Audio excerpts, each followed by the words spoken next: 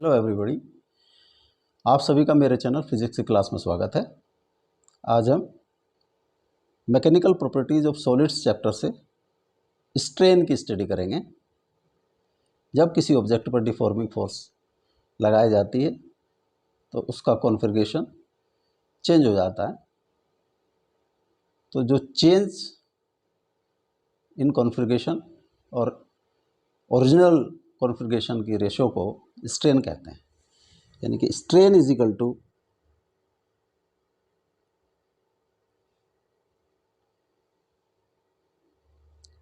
Change in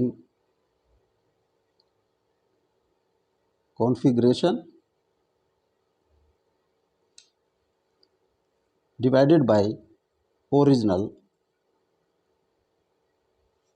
या initial configuration। इन दोनों की रेशियो को हम स्ट्रेन कहते हैं। अब types of the strain.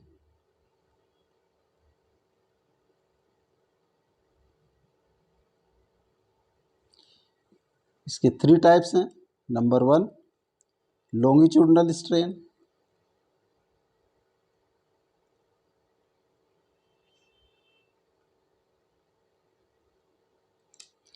Number 2 है volumetric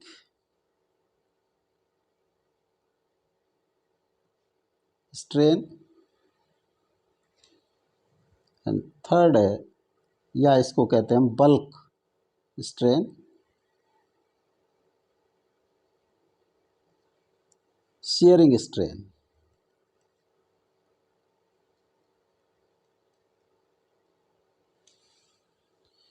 longitudinal strain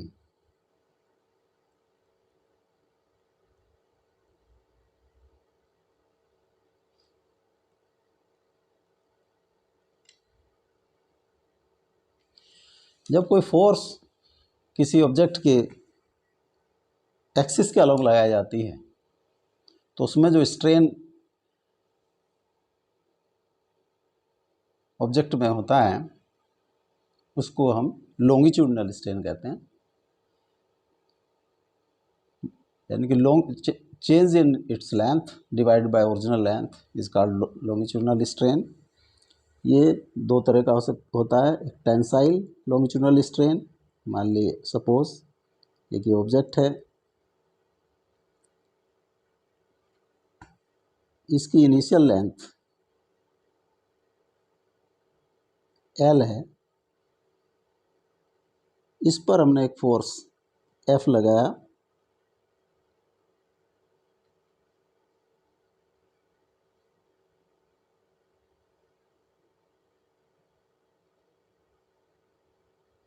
F put किया तो इसकी लेंथ जो है डेल्टा L चेंज हो जाती है। ये एक्सटेंड हो जाता है up to here, this is delta L, this is force F। तो स्ट्रेन जो है लॉन्गिट्यूडनल स्ट्रेन वो होगी change in length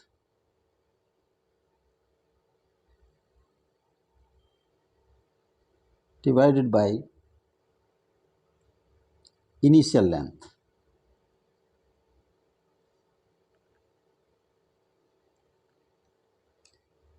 delta L by L।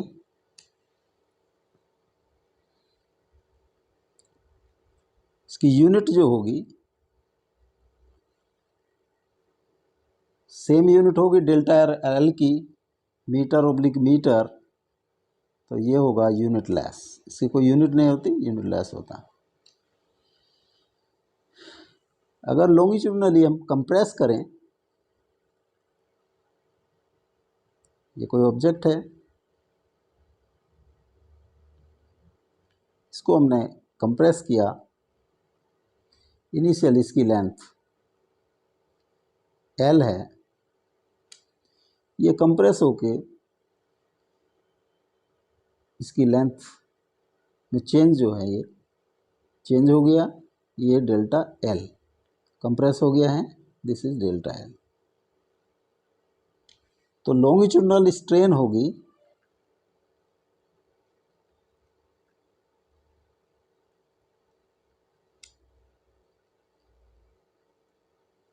Change in length delta L और initial length delta L upon L.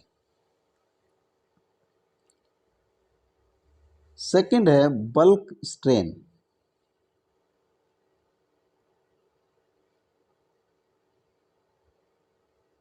और volumetric strain.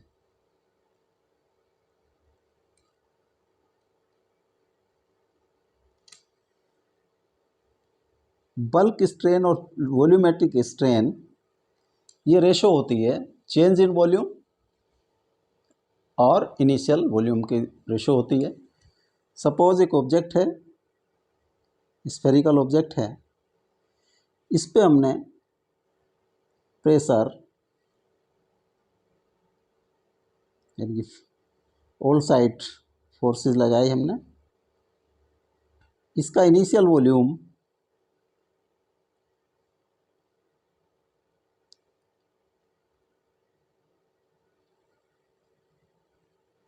इस समय initial volume is V।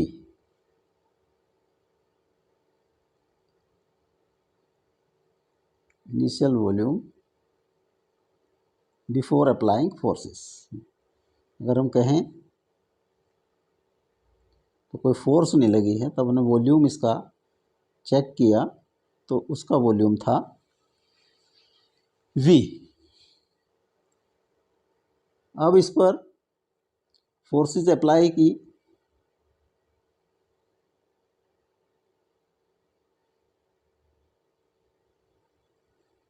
All sides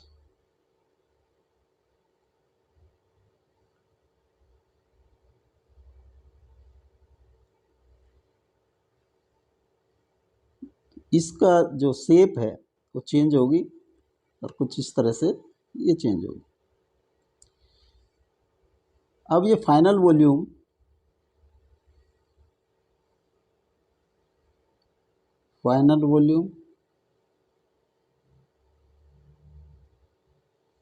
is equal to V1। तो change in volume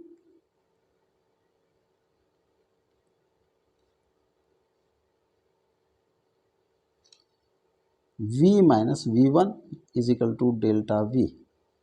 वो change in volume, this one is the change in volume, this is delta V। तो वो volumetric या bulk strain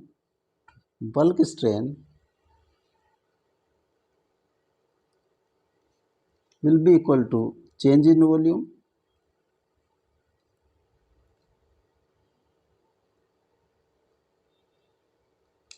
initial volume is equal to delta V by V। अगर इसको compress किया हुआ है, इनिशियली मान लिया कोई ऑब्जेक्ट है, सो कंप्रेसिव फोर्स लगाई है,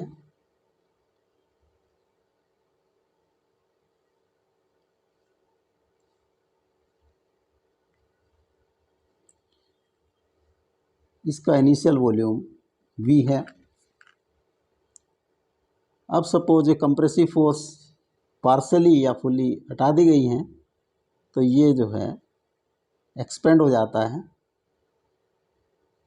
this will be final volume. Final shape है तो final volume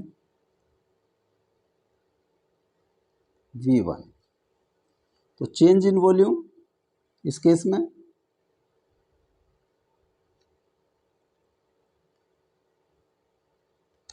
is equal to V1 minus V is equal to delta V।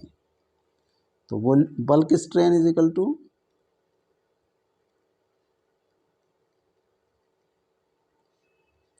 Delta V by V।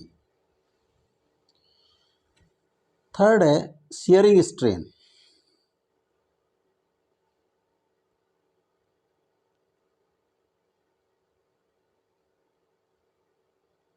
और टेंजेंशियल स्ट्रेन।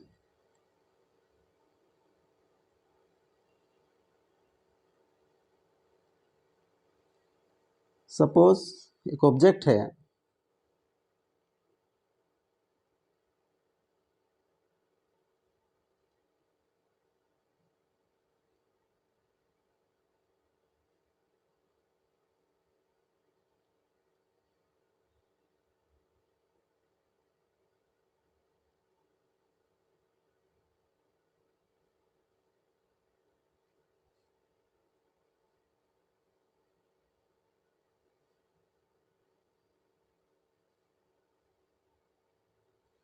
ये ऑब्जेक्ट है,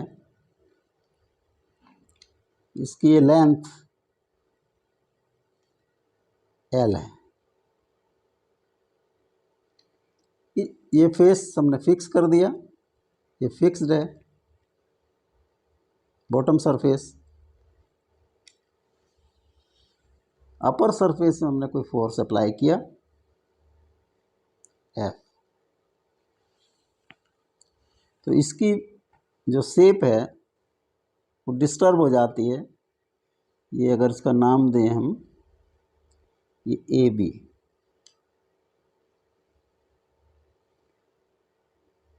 बी डिस्टर्ब होकर इस तरह से हो जाती है। ये अपर पोर्शन यहाँ चला जाता है और इसी तरह से इधर का भी ये इस तरह से डिस्टर्ब हो जाती है। ये यहाँ पे ए डैश है और जब मेज़र करते हैं तो A dash comes to x और A B is equal to L, angle A B A dash is theta. तो shear strain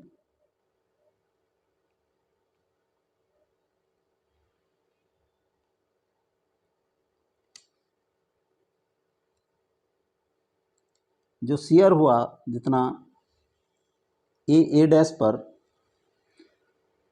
A dash upon initial A B is equal to x by L, ये equal होगा tan theta. If theta is small then tan theta is approximately equal to theta. तो shearing strain हम कह सकते हैं, shearing strain is equal to theta.